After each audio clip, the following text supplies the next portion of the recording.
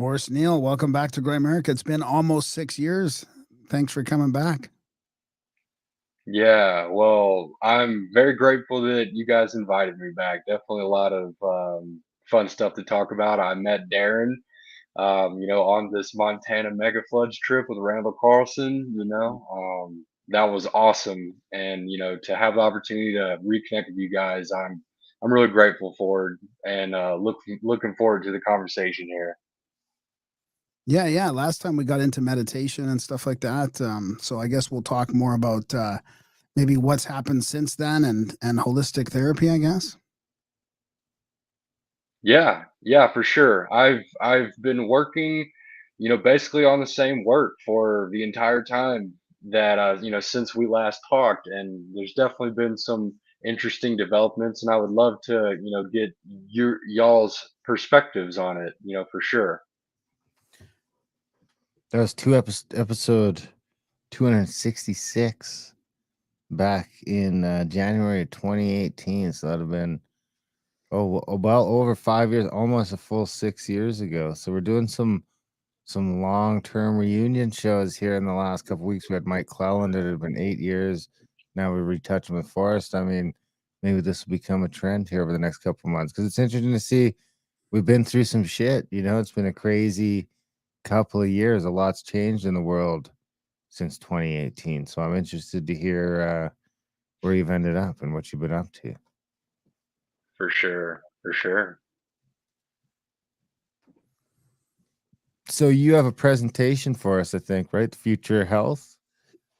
Yeah, yeah. I got it ready here for you guys. I think let's see here. I think I might have to just reselect it, but we can go ahead and get that Maybe going here. maybe just before we start that, you can give our listeners just a reconnect for people who haven't. We probably picked up a lot of listeners since 266. Some of them might not have gone back. Can you just sort of give them a rundown of who Forrest Neal is and what you've been up to and what you're going to bring for us here tonight? Definitely, definitely. So yeah, my name's Forrest Neal. I kind of at this point, what I do has expanded. The last time that I was on Grimerica here, talked about meditation and just how meaningful of an impact it can make in people's lives if they begin practicing it. It made a real impact in my life. It helped me to transition out of taking a lot of prescription drugs, ADHD medication. This was all stuff that was given to me by a doctor, but it just wasn't settling with me well personally. So this is a practice that I, started following, and it helped me kind of wean myself off of those prescriptions. And now, it's been that entire time. I still haven't taken any Adderall or any ADHD medication. I haven't had any compulsion to do it because I think this exercise really has solved the problems I was experiencing in a really sincere way. So it's led to me living in a totally different life. I've become fascinated by that, and so I explored a lot about meditation and how we can most easily integrate it into our everyday lives. And so yeah, I've been doing that, and but what I would say is that my perspective has expanded, and things that I realized along in the last 6 years, through many interviews. I've also been writing for a magazine called Meditation Magazine. This is a publication that is published in Barnes and Noble and Whole Foods, and that gave me the opportunity to reach out to some of the people who I've always wanted to talk to, and to get to have conversations like this with them, and to get to understand their perspectives. And that's really opened my mind to the idea that holistic therapy in general, which you could classify basically as just an alternative form of healthcare treatment. This is a way of gaining the benefits of things like prescription drugs without having to take prescription drugs, in all the various ways, the practices that people could, to gain those kinds of benefits, like acupuncture, yoga, or anything along those lines. what I realized is that all of those therapies, what they have in common is a basis in mindfulness, which comes from meditation. So if you can meditate, then you're going to then transfer those skills that you gain from the meditation practice into whatever it is that you're doing. And so the benefits that you gain from meditation, you will gain from acupuncture or yoga or anything along those lines, because an integral part, as I've said, of those practices is the mindfulness which you developed through a meditation practice. So, so just having that realization of how widespread meditation is as a part of our culture, or in terms of the practices that we have in our culture. And again, I can give some more detail into what meditation is specifically for those people who may not be aware of that. Meditation, there's a many different practices that you can follow, but it's essentially a an exercise in training your mind. So very similarly to how you would practice like a bicep curl to grow the size of your biceps, you practice meditation, and it literally, actually scientifically speaking, literally grows your brain. It restructures your brain. And so there are not only psychological benefits to practicing meditation, but there's actually a measurable biological component of meditation where people are benefiting. And there's stuff I can get into with that, but yeah, so it's just been a fascinating journey of learning how deeply people can benefit from practices like meditation, like yoga, like acupuncture and sound bowl therapy, anything along those lines.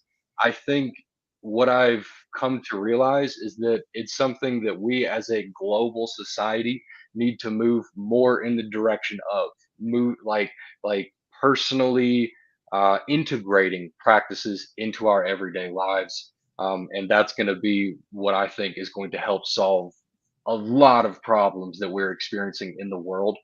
And so I'm really excited to dive further into that. And,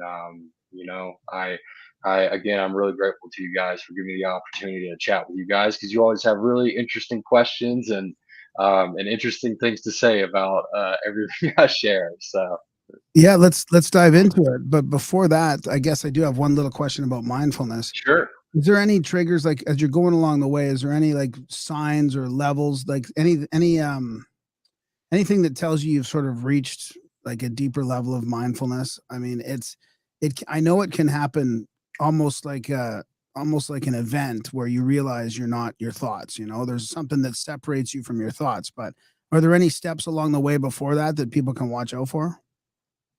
Yeah, yeah, for sure. So, what I would say, what I personally experienced, and what I think a lot of people experience, and what happens for them to realize, like, oh, there's actually something happening here, and then I'm not just sitting around and wasting my time and daydreaming about whatever. There's a very clear indication that essentially you become consciously aware of the patterns of thought that you follow. So let's say, for instance, you're practicing meditation, you're sitting in a room quietly, there's no distractions, like, there's no television, music, no, there's no people around having conversations or moving around. It's just like literally you sitting still, you're alone, and everything's quiet and it's still. When you're in that environment, what is left for your brain to process, because there's not a lot of external stimuli, there's not a lot of sounds for your brains to process, or sights to be seen, because nothing's really moving. Your brain is not really processing a lot of information through your senses at that period of time. What it is processing is what it would normally be processing in the event that there's nothing externally for it to concentrate on. So essentially, your brain is left with what is already inside of it. The thoughts that you normally have all the time, or the feelings that you have all the time, those thoughts and feelings become much more apparent to you, that it's like you experience it more so, even more clearly, because you're not distracted by, someone talking and causing your mind to go in all these different directions. You have thoughts that will periodically come up, just based on what you're currently experiencing in your life. So, let's say you're in a chaotic work environment, and it's causing you to think a lot about work. So, what's going to happen during meditation is that you're going to become consciously aware that you are thinking a lot about work. Okay? It's more so that you're going to become aware that you are thinking about work, rather than actually thinking about work. Okay, so that's what essentially happens when you're in a meditative state. You are gonna have the feelings, you are gonna have the thoughts, but when you realize that there's nothing triggering those thoughts and feelings other than yourself, you become more consciously aware of, okay, so I know that I'm thinking about this right now. And as you continue this practice, just throughout the day, throughout several days, throughout, multiple weeks, you'll notice patterns where you have certain thoughts which then lead into other thoughts, and then it just goes around and around in a circle. Yep. When you notice that pattern, when you notice that pattern, that's whenever you have reached an initial checkpoint where you are experiencing mindfulness, because you're no longer actually having the thoughts and ideas. You're becoming consciously aware that this body is having thoughts and ideas. Does that make sense? Yeah. Oh, yeah. That's a great example. I mean, I remember that happening in mindfulness practice where I would end up uh, internal because I'm in my head thinking, so I'm not present anymore. And I would catch myself at a thought, and I'd be like, okay, well, now I become present, and I could trace that back like 4 or 5 thoughts back to where I started. It started with one thing, then it led to another, and Right. then the next thing you know, I'm off in this just in another realm, basically thinking. But you can start to Right. track that process. Yeah, I totally get it. Y- Awesome. Well, let's get Yeah. into this Yeah. presentation then. Yeah. Very excited for this here. Okay. Yeah, so we're what we're going to talk about here is the future of health. Like, from my personal perspective, what I think things are going to look like in the future, in an ideal circumstance. And I think ultimately this is a direction that we need to be moving in, like I'm saying, because if we don't, by default, we're not going to experience the ideal circumstance. I think we all kind of have a sense right now that the world is in a quite a bit of chaos, and I don't think a whole lot of that is going to change unless we begin incorporating uh, practices like these that I've discussed into our individual everyday lives, and that as we do it individually will have a collective impact across society, and that, of course, will influence things, across the world. It will, I think, eliminate a lot of the chaos that we're currently experiencing. So let's just dive right into that, and get a better idea. So I already talked, a little bit about what happened since the last episode. Again, if you haven't watched it, you should definitely check it out. It was super fun. It was a great conversation. Um, so, I, was interviewed on Grimerica. I got interviewed on another few shows. Um, this led to me then deciding to speak at schools. So I spoke at the University of South Alabama. This is my local university where I'm from. And then I was also invited to speak at the University of Southern California about meditation. So, these are great opportunities that have arisen from, the initial interview that you guys and I did together. So again, I can't say it enough, but I'm very grateful for the opportunity. Um, speaking at schools led to new projects. This is Santa Monica Pier in LA. So this is like one of the most tourist locations in all of Los Angeles, which is probably one of the most tourist locations in the United States. So what my goal was, I really wanted to test myself and put my meditation practice, um, up to the test and figure out like how effective it really was. If you guys may or may not remember, it was a long time ago. I showed you guys a picture very similar to this one in the previous interview. It's a totally different environment, though. This, I think, here is an even more distracting environment than what I showed you guys in the previous interview. So, previous interview, I was kind of like in the median of busy highway. So there's It's all coming cars back to just me now. driving around. Yeah. Right, right. So, but the goal for that was just to basically test myself, figure out how can I put myself in the most distracting environment possible, and see if this meditation practice actually does help me prevent myself from becoming distracted. Ultimately, that was the outcome, and it was the start of an interesting, very I would say fascinating pursuit of knowledge, just wanting to understand this practice more. So this is the next level of that. This is me being in an environment on the Santa Monica Pier, just surrounded by people. So in the original environment, it was people in cars, which is distracting. But to a certain degree, it's also kind of easy to ignore because it's people who are in cars.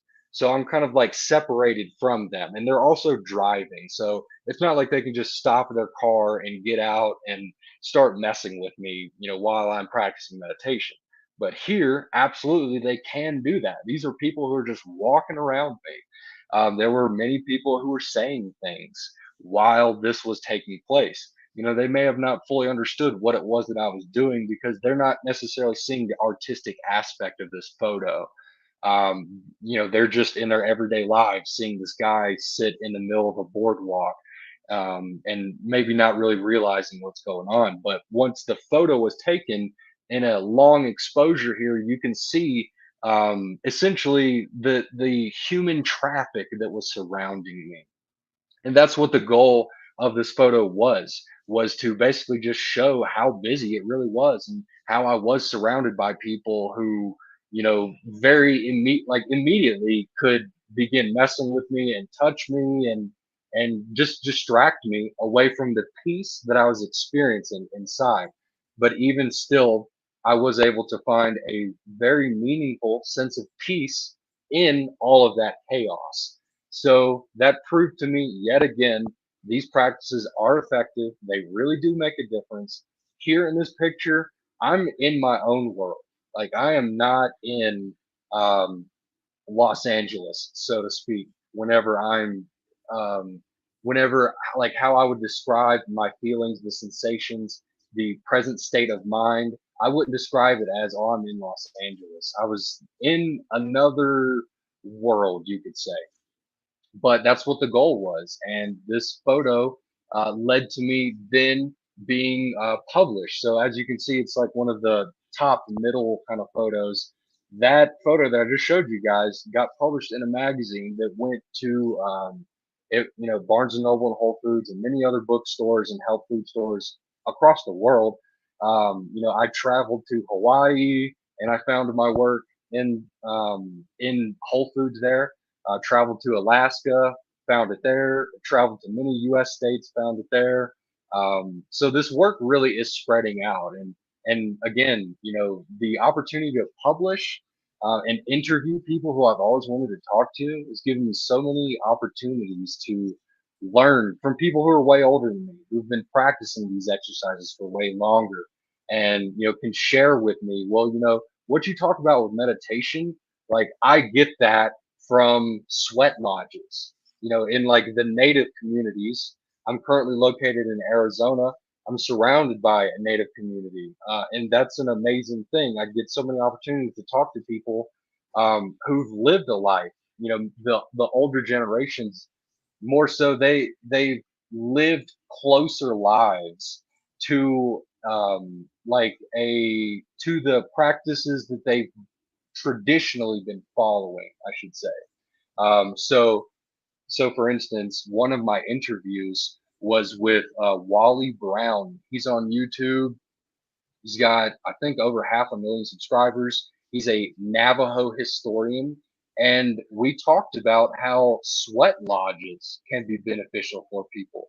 So this is kind of like if you could imagine a sauna, but it's in a dark space, and within that, you and an elder within the Native community would come together and essentially just have meaningful conversations about whatever it is that's going on. And because of the high temperatures and the darkness, you're removing again a lot of the distractions that you might experience in your normal everyday life. So it's allowing your brain to focus on the present moment, what is happening. It's this conversation that we're having, and it enables people to give their full emotion and to really dive into the conversation that's being had, because that's really all that there is to be done in this particular environment. So, these are the kinds of conversations that I was able to have with, again, with native Navajo historians. I also interviewed in Hawaii a native Hawaiian who discussed a practice called Ho'oponopono. Okay. This is a ancient practice in Hawaii that they use to resolve conflicts.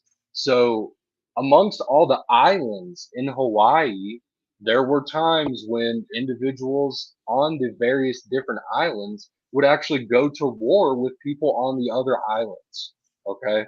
So these practices like Ho'oponopono are practices that people would then use to resolve the conflicts that they were going to war for.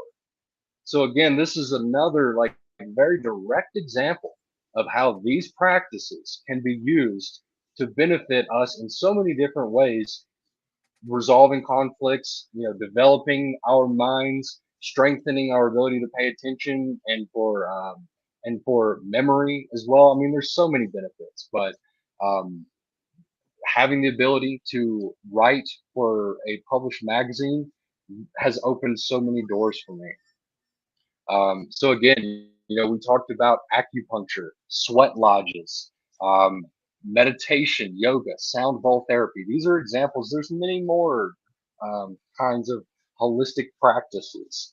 It's more or less the way that I classify them is that these are just exercises that give the same benefits of prescription drugs or of any consciousness altering substance, but without having to take the drugs. This is like learning a skill that gives you the same benefit that you would gain from taking a drug, but you now, because it's a skill, take it with you wherever that you go. You can use it whenever that you want, and of course, gain the benefits in whatever circumstance that you might find yourself in, which can be obviously very beneficial. Is everything that I'm saying so far, is it resonating with you guys? Yep, for sure. Yeah, Yeah, we have a question from the chats before we go along any further. sure. How Yeah. how does someone meditate? How does someone meditate? Okay, well, there are many different ways to meditate. So, there are guided meditations, obviously, on YouTube. That's maybe one of the easiest things that you can do, is to research guided meditations. But in terms of you specifically doing it, like what it's going to look like when you are practicing it on your own without the help of somebody else, is that, as I've mentioned before, you're in a room where it's quiet. There's no distractions, no music, television, phone calls, whatever, no people talking. And you are just being still in that environment. So you can keep your eyes closed or keep them open, but the main point is to be still. And again, what's going to happen is that with your stillness, your brain has less to process through its sensory faculties, and it therefore can focus more easily on what's already inside of your brain, your mind, the thoughts and feelings that you have. Those thoughts and feelings become much more obvious and apparent to you that they're happening. And again, as you see that pattern of moving from one thought or feeling to the next, noticing that pattern is what enables you to disconnect from experiencing them. And now you're able to observe them. And once you can observe them, you can then, without going too far beyond, because we will discuss this, when you can see your thoughts rather than experience them, you can then take actions to experience new thoughts so that now you feel a new way. And because you feel a new way, you make new decisions in your life.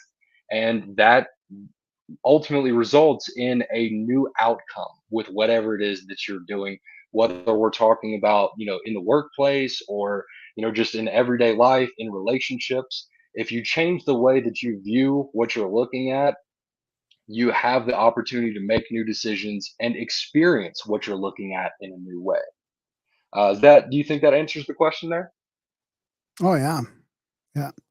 I mean, All and right. there's All right. also just the act of observing itself. I mean, you don't even have to make a decision to do anything. I think the act of Right. observing your thoughts in itself will slow them down and start to create gaps Right. between your thoughts.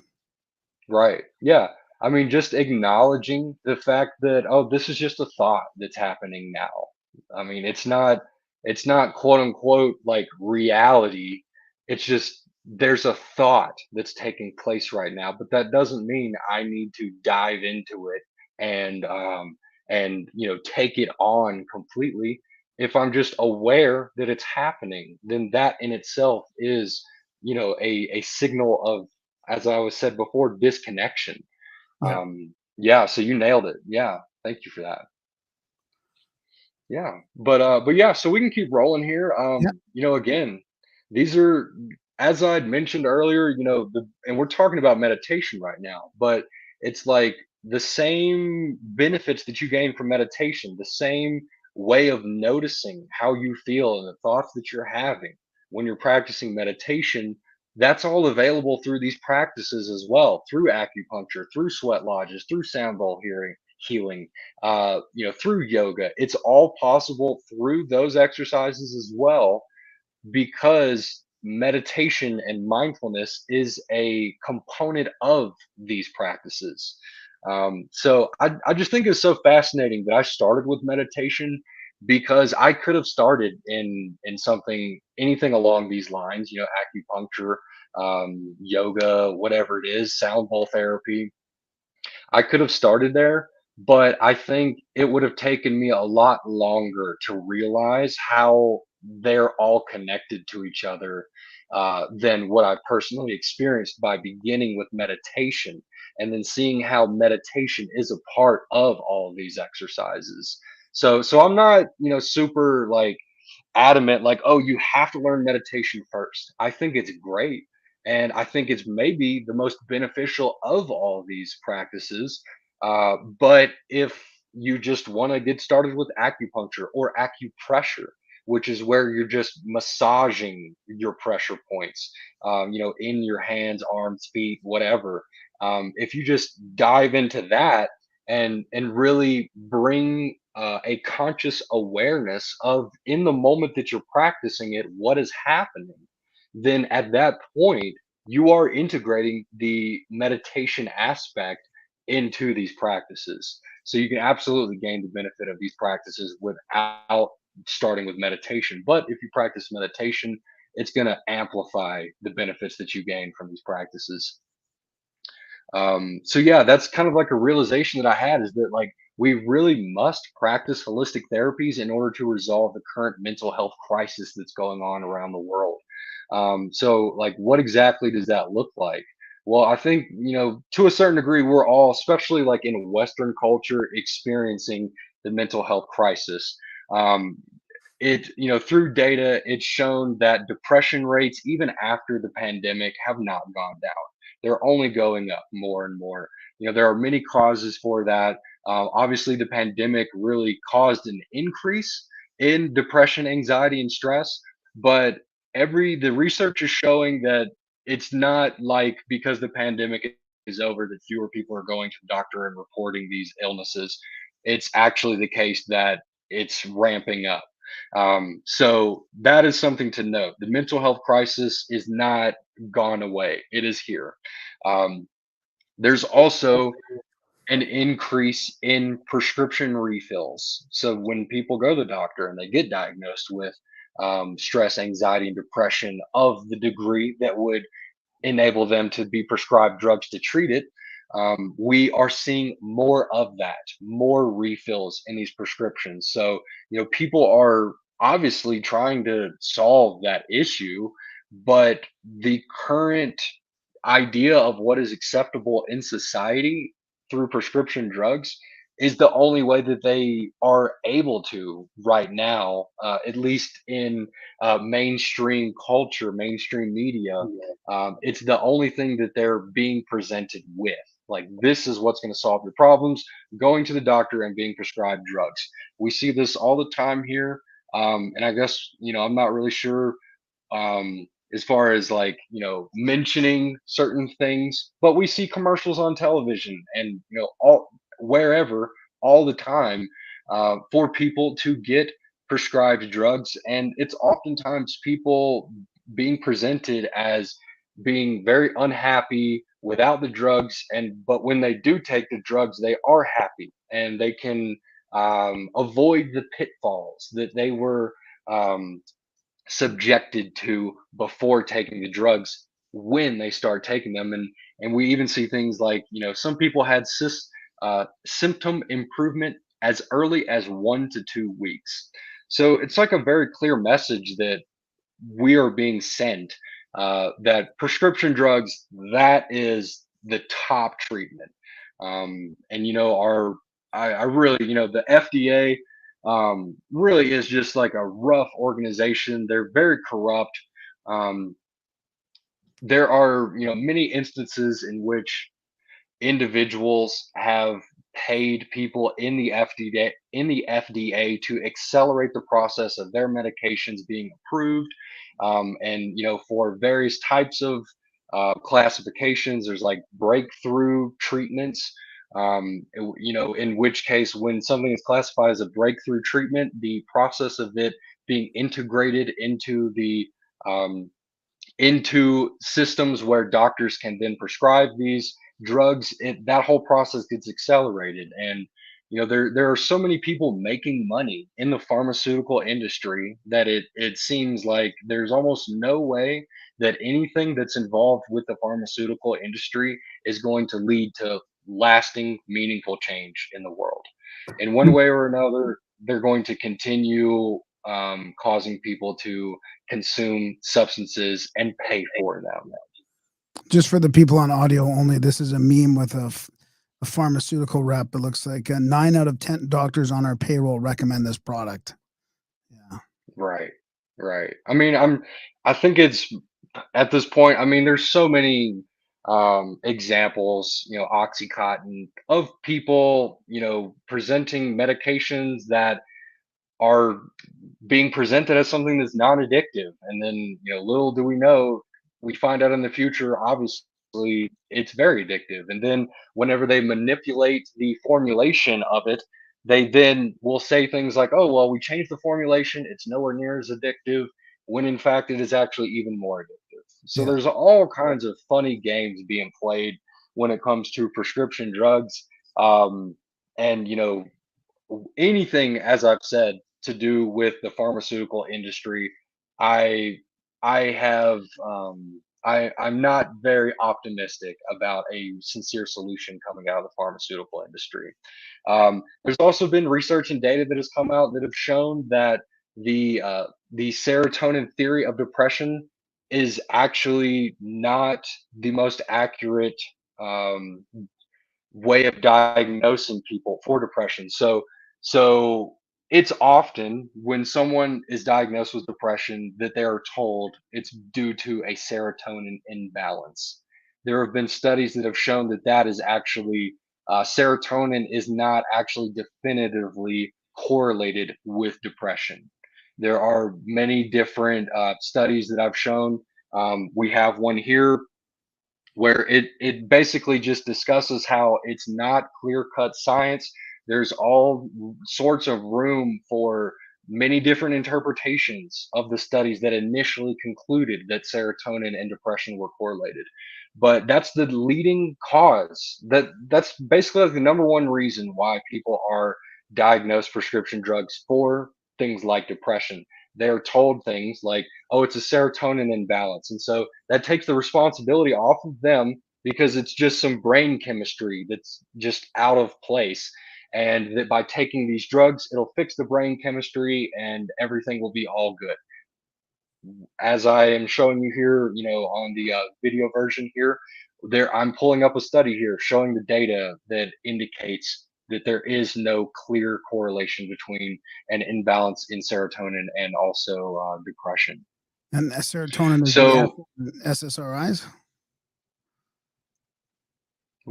right, same exact thing. So for SSRIs, again, number one reason why they are being prescribed is that they are being told, the doctors prescribing these prescriptions, the psychiatrists are telling people that it's due to a serotonin imbalance, and that's why you need to, take something that's going to balance your serotonin. Yeah. When in reality, that doesn't actually resolve the issue. So yeah. So how do we actually resolve the mental health crisis that's going on in the world? Um, Possibly psychedelics. Why not psychedelics? Okay, so we're going to dive into that here. First thing that I want to say before we go any further is that I'm not personally against psychedelics, not anti psychedelics, really in any way, I would say. I still very occasionally, and I do mean very occasionally, partake in them to basically, as I've tested myself before, test myself in other ways and just ensure that my practices are giving me the same sort of benefit that I would gain from psychedelics. I guess what I personally experience when I take psychedelics is, um, personally, it feels very normal to what I'm able to access through meditation. And what would tell me that I'm lagging with my meditation practice is that I experience something on psychedelics that I don't normally experience in my practices. But that doesn't really happen for me because I'm very deep in a meditation practice. So I'll talk a little bit about the function of psychedelics and what they actually enable us to do, at least from a very simplified perspective, through the research and conversations that I've had, with medical experts, with people with a wide range of backgrounds who might partake in psychedelics or holistic therapies. So I just want to make it clear here, not against psychedelics. If you want to use them, they can be obviously beneficial. If you take them, you're having an experience, and it's probably very, very different from what you have in your normal everyday life. I'm not here to discount that. What I am here to say is that I think there's something even better here. But we'll definitely address that. Like, what does that look like exactly? So talking about the function of psychedelics, this is an interesting point to make here. It actually has a similar function, ultimately in a very simplified way, to drinking and smoking cigarettes. So simple nicotine. What I am indicating here is that, especially when you take small doses of psychedelics, like a microdose or something just rather small, on the smaller end, um, and you compare that to the experience of having a beer or two, just depending on how much it is that you drink. But again, we're talking about low um, dosages here. And then the same for smoking cigars or smoking pipes or anything like that. What's ultimately happening in a very simplified way? I'm not trying to say that what's happening here when you drink and when you smoke and you do psychedelics is all the same thing and it is the same experience. I'm not saying that. In a very simplified way, what's happening is that these substances act like a pattern interrupt. And so they enable you to take a step back from what you normally experience in your everyday life. And they enable you to then observe that from an alternative perspective. So you may notice, especially like when we're talking about people, quote unquote, intellectuals in society, it's common that you will find scientists, professors of various types go to bars and drink, and that's where they then are able to come up with, their fascinating theories and their what their next paper is going to look like. It's very common for doctors and professors to mention these consciousness altering substances as a bit of the inspiration that enabled them to conceptualize this new idea that they're having. Same exact thing with cigars and tobacco. Many individuals throughout society, especially of the intellectual type, have used consciousness altering substances to benefit them. Also, previously in sports as well, it used to be a much bigger thing that people would actually drink before sporting events. Actually, athletes themselves would drink before sporting events, and that would actually, in some sort of way, um, improve their performance. Also, smoking cigarettes or just consuming nicotine in general. So again, what I'm painting a picture here of is that there's a very similar effect that you would gain whether you are drinking very moderately or smoking very moderately or taking a microdose of a psychedelic, that essentially what's happening is that you are able to take a step back because your brain chemistry has been altered slightly, and that enables you to then kind of observe your normal everyday life, the environment that you're surrounded by, but you see it in an entirely different way. So, again, this is what enables you to then, once you're observing your environment in a new way, seeing potential opportunities to make decisions that you may not have seen before in a sober state of mind. And that then, of course, enables you to take actions, get new results, and now you're gaining the benefit from these consciousness altering substances. Do you guys have any questions on that? I know that's kind of like a very maybe quote unquote controversial idea. But if you guys would like to know more about that, I can definitely sit on this for a second here. No, I think I'm good, Dan. No, I'm good. I mean, yeah, Yeah, if you guys say you're getting to where I'm getting on the DMT, I mean, power to you. I mean, I'm got so right. far in the Yeah, DMT, I'm scared to go back. So I like, right. It's real pattern interrupting. Yeah, yeah, yeah. Well, on that note, I've done ayahuasca multiple times, and that is said to be like the creme de la creme of psychedelics. Not only is it it is DMT, but it's in a form where you're having the DMT experience for an extended period of time, over the course of 6 to 8 hours. I've done that multiple times, and again, what I came to realize, what's interesting about ayahuasca is it's much more dreamlike than any other psychedelic that I've consumed.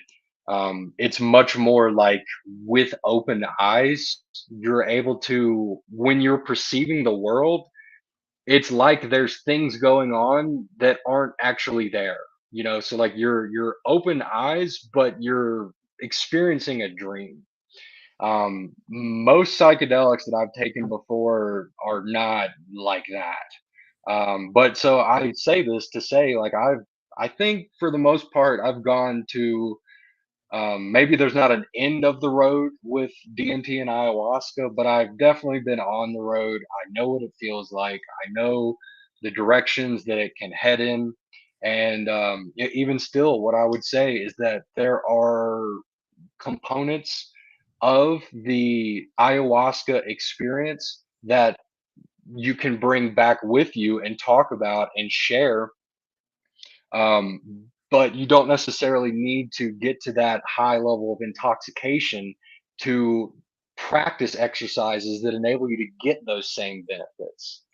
And the ayahuasca is like probably the biggest one today, other than psilocybin mushrooms, that people are just like, if you do ayahuasca, you're gonna be good, like you're gonna be healed. And I don't know how much I really agree with that. Having been on the inside, seen what it looks like, seen it, personally experienced it, and kind of gotten to know the other people who were doing it alongside me, it was much more clear to me, at least in my personal experience, that it seems as though the ayahuasca is it's like a tourist kind of experience that maybe never gets old.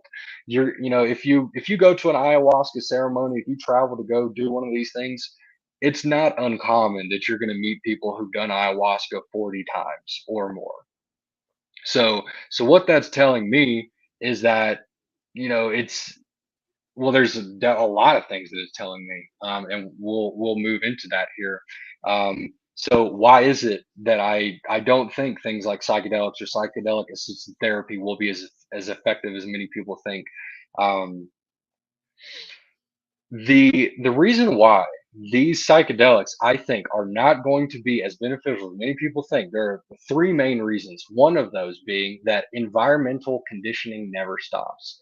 So while you may have a healing experience that takes place under ayahuasca, DMT, psilocybin, LSD, whatever it is, you can absolutely have some like realizations that are very meaningful, but you need to return back to the world that you came from.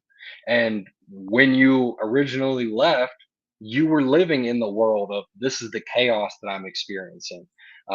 These are the people who I'm surrounded by who don't support me. These are all just the negative influences that I'm surrounded by that are making me feel bad, and that are causing me to feel like I need to take a psychedelic in order to move beyond. You're just going to jump right back into that environment. And that oftentimes can cause people to just revert back to many of the same habits that they followed before, even after taking psychedelics and having this revolutionary, mind blowing breakthrough. So the fact that your environmental conditioning never stops means that you can't just like take psychedelics and then live in a bubble for the rest of your life. But many people present psychedelics as though once you take them, you're forever changed for the rest of your life, and you'll never be the same, and you're going to live a totally healed life.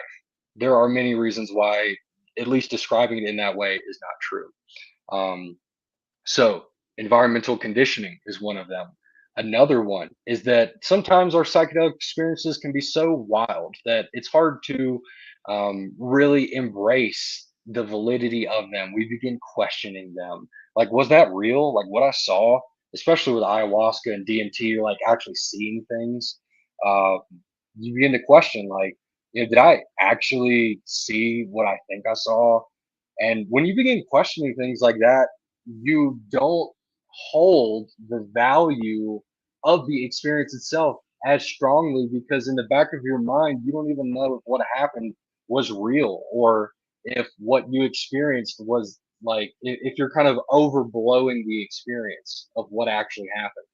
Um, that's one of the downsides of psychedelics. Again, it's such an abstract experience from what we normally have, that when you come back into your normal everyday life, it's hard to integrate the messages that you've been sent in those experiences, because you have to, of course, not only determine if what you experienced was real and that if it actually matters, but again, you also have to compete with the environmental conditioning that you're surrounded by as well.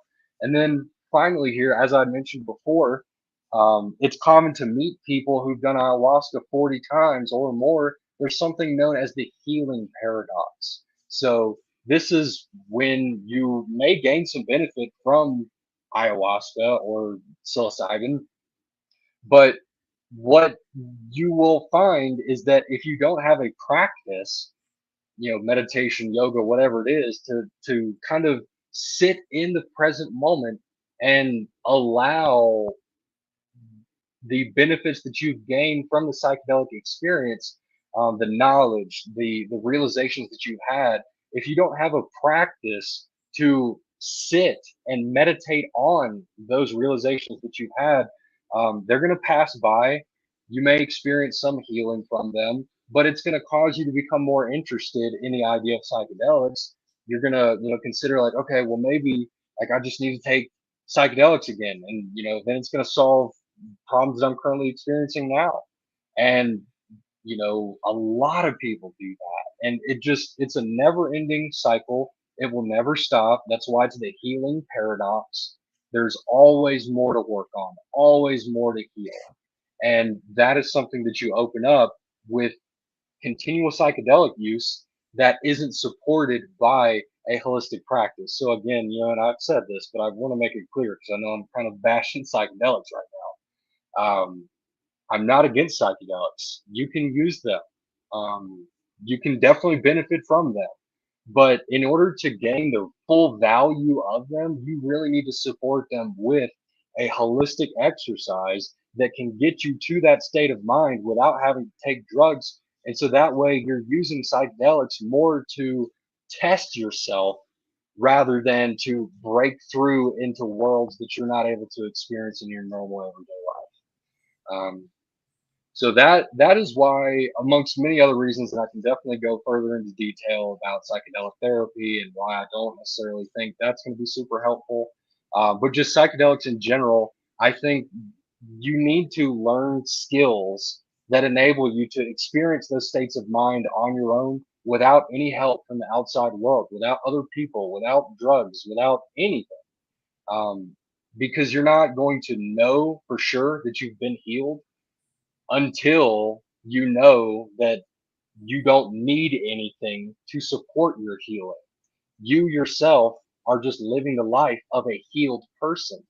And that looks like someone who's practicing these exercises, allowing their thoughts, feelings, and emotions to come to their attention, and then managing them as they see fit with the skills that they've developed to uh, both become aware of those thoughts, feelings, and emotions and to take actions to manage them. Um, so that's a little bit about psychedelics here. So again, and I've mentioned this a little bit, what will actually make a lasting impact to resolve the mental health crisis? Well, integrating holistic therapies into our everyday lives. That, in my opinion, is what is going to resolve mental health crisis. And as corny and cheesy as it sounds, I really do believe that if everyone really practiced and exercised with whatever it is that it looked like, that we would definitely move closer in the direction of quote unquote world peace.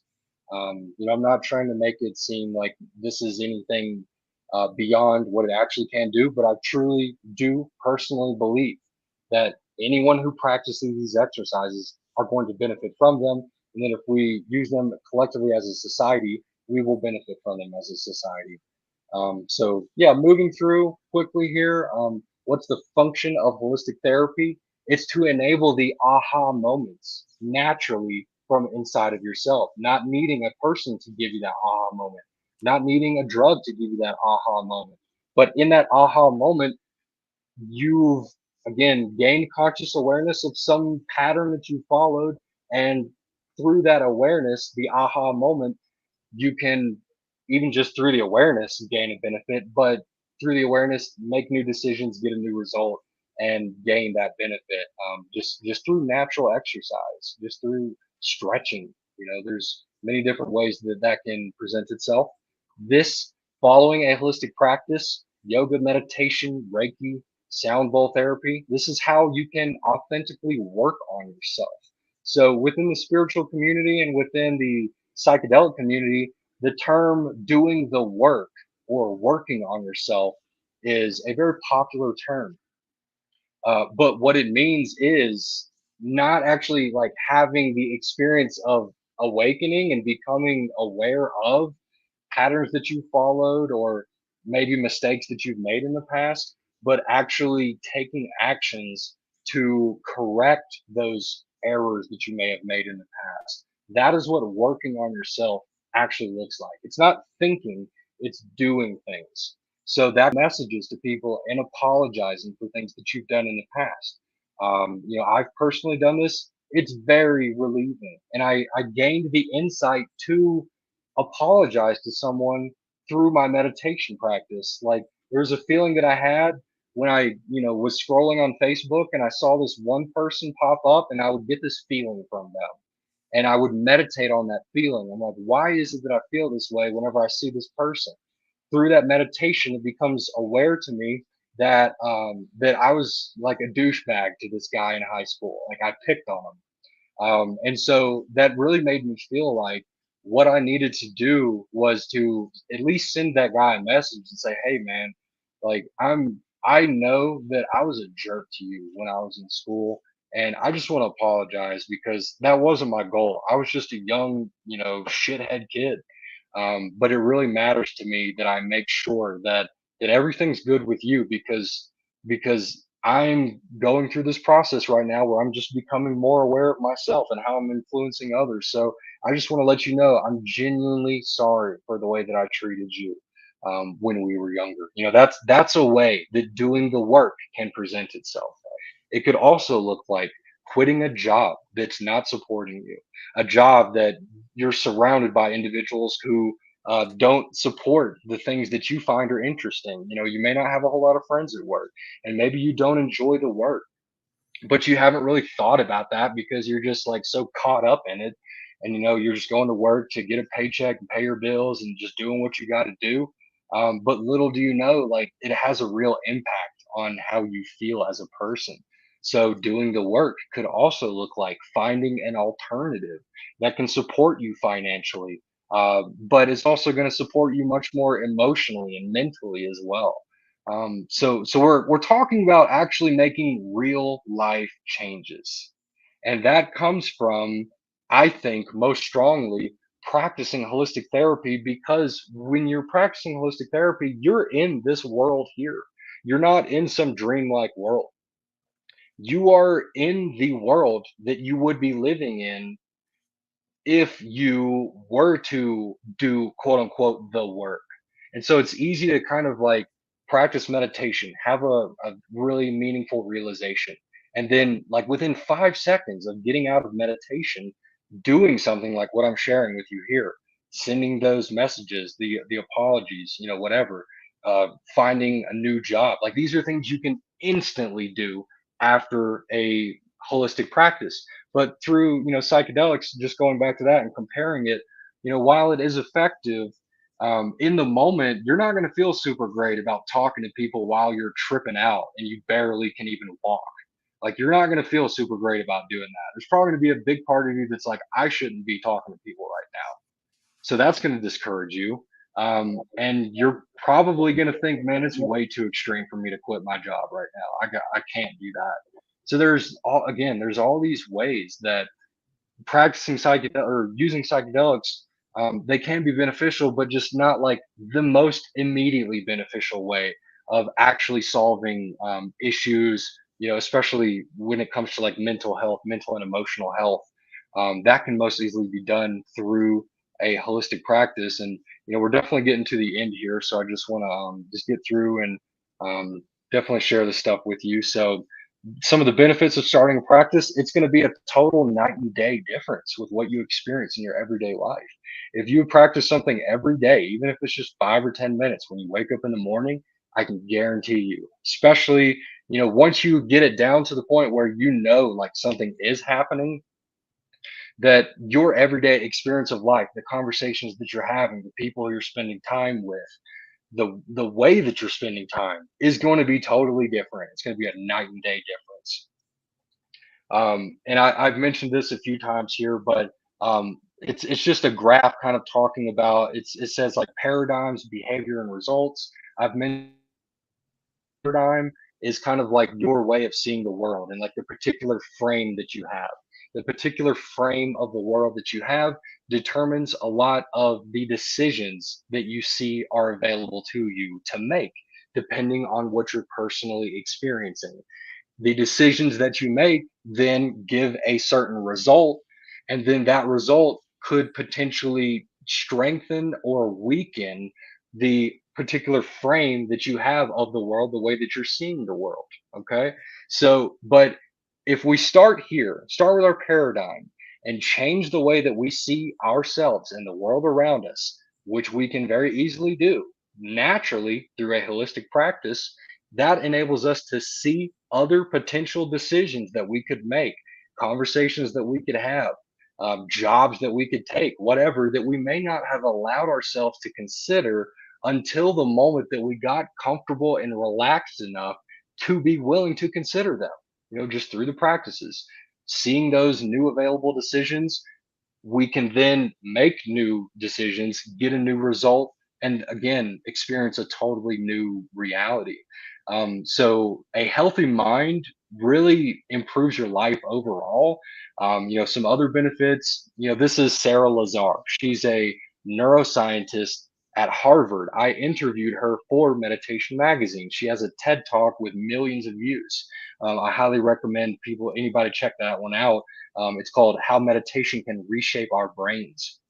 So, on one of these slides here, she talks about the benefits, scientifically validated: decrease stress, reduce symptoms associated with depression, anxiety, pain, insomnia, and enhanced ability to pay attention and increased quality of life. There are many more benefits besides that.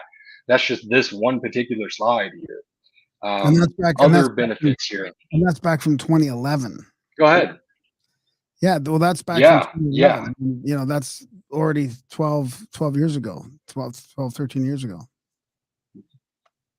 Yeah, yeah, and yeah. So even more research and data has come out, through these practices, and Sarah herself has, decided to do further studies. And the cool thing about writing for the magazine, I connected with her.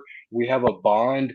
She's gonna let me know as soon as the results from her new study come out, and I'm gonna be like one of the first people, if not the first person, to talk to her about them and to share them out. So, That's great. yeah, thank you for pointing that out. This is Yeah, from 11 years ago. did you ever talk to Daniel Siegel at all, or did you ever? Do you know who I'm talking about? Daniel Siegel. I think I do know who you're talking about. yeah, he was I have really, not though. yeah, he wrote those books about mindfulness in the mid 2000s, I think, mid to late 2000s. So again, just around that time, probably a little sooner. I mean, doing some amazing work on kids and mindfulness. Right, We tried to get him on the show a 100%. while ago, but he was like, I think he was looking for more of a mainstream show. He's like, well, how many listeners do you have? Like he came back to Well, me that with a ton of sucks. questions. He came back to me with a ton of questions. I'm like, maybe you're not Yeah, for us. yeah, yeah. Sucks for him because this is a super fun show. I love this. I love this. But yeah, I mean, I know who you're talking about, and there are many people who I want to talk to. Sam Harris is another guy who I really want to talk to. He's really, really in this world of meditation in particular, but he'll also talk about psychedelics, and he'll talk about how all these practices, whether we're talking about psychedelics or meditation or anything else, that they're all moving in the same direction. They're all leading to the same similar kind of outcome, but there's just obviously different ways of getting there. You might want And to talk to there him. You might want to talk to him quick before he jumps the shark. Oh, yeah, yeah, yeah, I know. We're gonna figure it out. I mean, his wife as well is also fascinating. She helps children learn meditation. As you I think mentioned briefly earlier. She's written several books teaching very young children practices like meditation. So even talking to her would be fascinating. But Oh there's yeah. a long list of people, long list of people. Um, so yeah, moving on here. This is another person who I interviewed. This is one of my friends actually. We've become close friends. His name is Ricky Wysocki, and he is a two-time disc golf world champion. He's one of the first disc golf professionals that have signed a multi-million-dollar contract. So he's a great professional athlete, a very high performing athlete, and he talks about specifically. He said when I interviewed him, he said this year was the first year that I started doing it, and he's talking about meditation. I won Player of the Year disc golf pro tour points. I won a lot of stats that measures a great season. I think that's a direct correlation with me doing meditation. So so that's him specifically pointing out these practices and talking about how they are benefiting him. I don't have an exact quote from him, but he also mentioned how um, doing things like ice baths have essentially given him the ability to mentally reset, and so he might be experiencing a lot of stress, anxiety, whatever it is, gets into the ice bath, no longer experiencing the stress and anxiety. He's now, seeing the world in a different way, and he's just no longer influenced by how he felt before. That's the same kind of outcome that happens when you practice meditation or yoga or anything along those lines. And the fact that he said something like a mental reset, um, it's like he also, I know that Ricky here, he's not really a psychedelic user. He may have never taken psychedelics before, but the way that he's describing these exercises that he's practicing, it's as if he is talking about someone who's having a psychedelic experience. Yeah. And I mean, that's just fascinating to me. Um, moving further along, and there are many celebrities who practice exercises like this. I'm just mentioning a few notable ones here. Got LeBron, Kobe, rest in peace here, Robert Downey Jr., Rick Rubin, many people who I cannot picture um, are very outward about how they practice these exercises. One of the quotes that LeBron said was that the greats train their body and the greatest train their mind. I would 100% agree with that. Michael Jordan practiced meditation. Um, Phil Jackson, who was the coach of Kobe and Michael Jordan, was the person who introduced them to meditation, and he's the most winning, one of the most winning, if not the most winning, NBA coaches of all time. Wow. So I mean, we're talking about people, yeah, we're talking about people who've really personally gained a lot of benefit from these practices, and they're promoting them.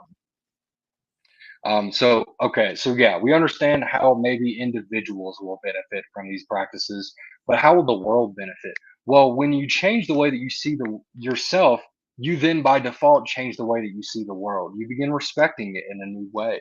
You see the value in doing things like, cleaning up trash that other people have left, because you're not so much in your head anymore worrying about how you feel. It's almost like you're able to live in the world and perceive it much more clearly, and see how you are a part of it and how you have the ability to influence it. That's a benefit that you gain from these exercises, again, because you're not so worried about your own stress, anxiety, and depression that you're experiencing. You have so much more mental space to perceive what's going on around you, and you might see things that people could use help with, and to help them, that's something that you may not, in the moment before when you were experiencing, the anxiety and everything else, you were probably thinking like, man, I got too much going on, I'm too busy right now, I can't help this person change their tire. But when you have that mental space, the clarity of, my life, everything's great, and the world around me is beautiful. When you see those people who are in need of help, it just is more natural for you to, consider like, well, I'm not doing anything. I mean, I don't really have to be anywhere. I might as well just spend some time helping this person. And that's something that arises again from the mental space that is available to you. So, okay. So, getting again, I've said it a few times, but we really are getting to the very end here, and I'm about to share a big idea. So I'm going to do my best to make this clear.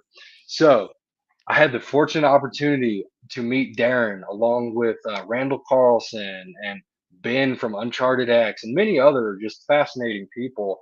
And we went on a tour through Washington, Idaho, and Montana, where we basically just surveyed the geology of the area and saw all the indicating factors of a major cataclysm that happened, perhaps in the recent past.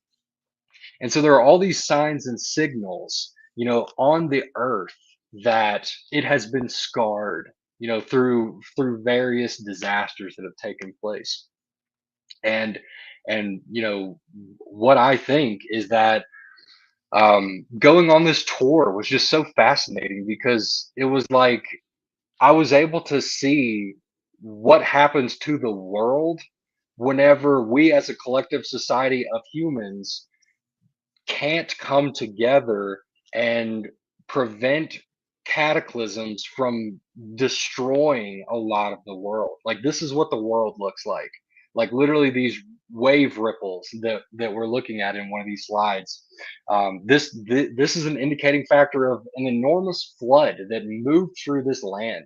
And it's all been scientifically verified that that is what happened, and that is what has left these geological features, the ripples, just in the middle of of a pasture, more or less. I think this was in Montana.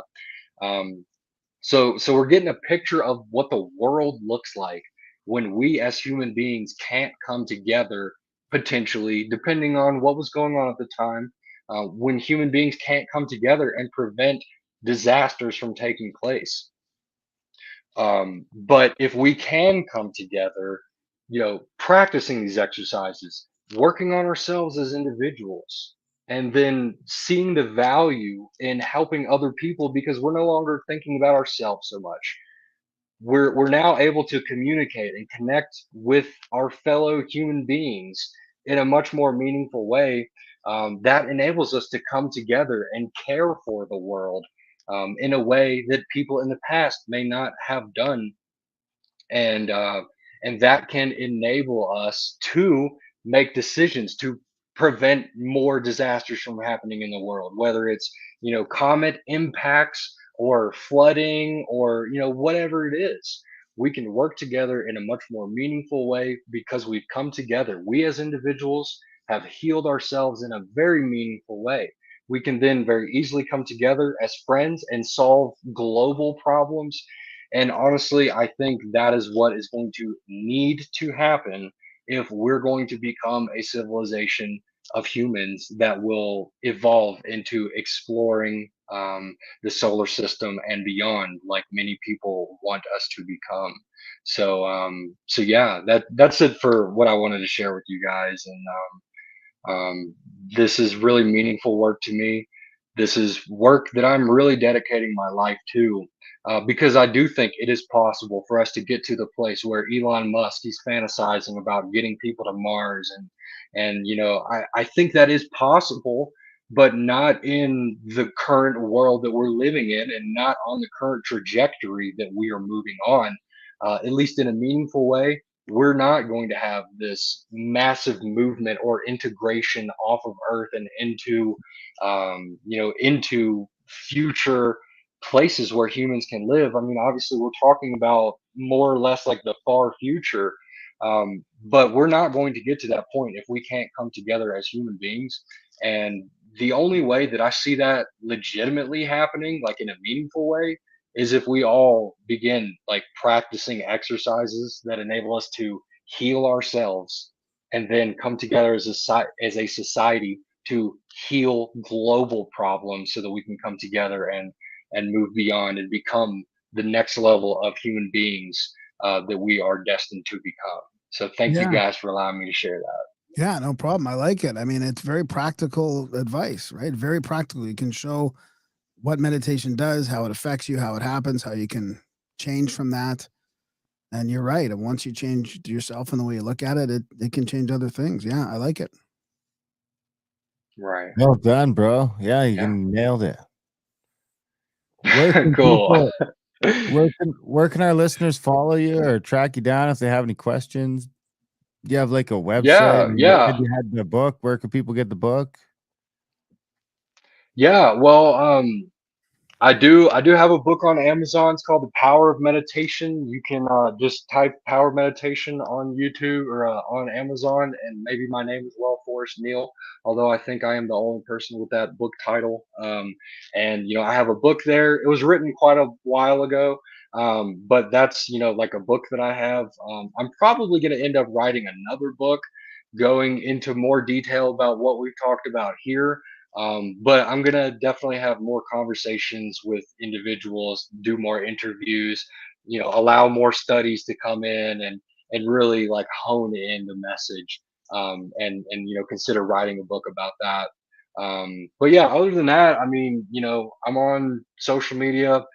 Right now on Facebook, you can add me as a friend. If you're watching this 5 years from now, I don't know if you're still going to be able to add me as a friend on Facebook, but but on Facebook, just type in Forrest Neal, add me as a friend. Have a conversation. That's cool. Yeah, I mean, those are kind of like my most reliable channels, I would say. What else you Yeah, got I'll coming up? even give you my email too. What else you got coming up on the future in the I'll future? give you. Yeah, yeah. So yeah, writing that book, something that I'm working on, doing more interviews, potentially interviewing Sam Harris, amongst many other individuals, and Sarah Lazar, getting those future studies coming out.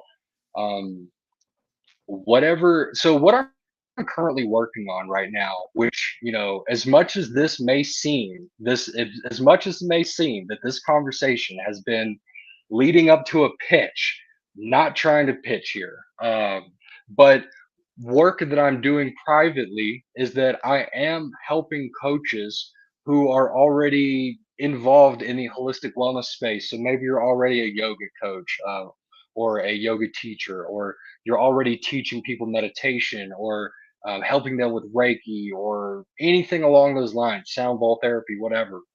I'm helping individuals who are already following a practice and whose desire it is to help people with that.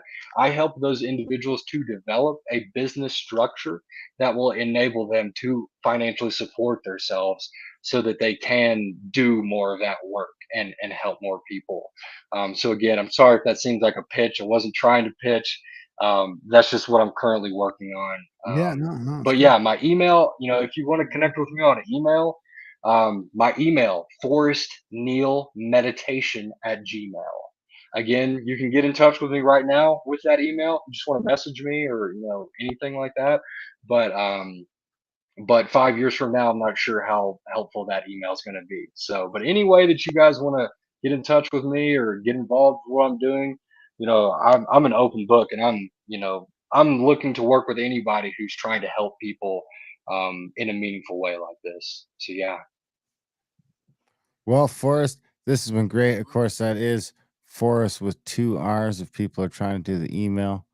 And Neal is Neal if you're listening to the audio. Forrest, this has been great. Don't wait 6 years to come back again. And hopefully, we'll see you on another event here soon.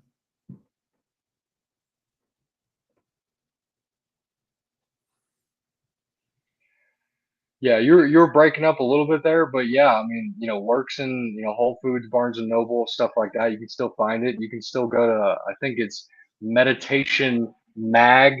Let me actually Yeah, verify I've got this. the link here. I've got the link here. It's Okay. meditationmag.com. Yeah.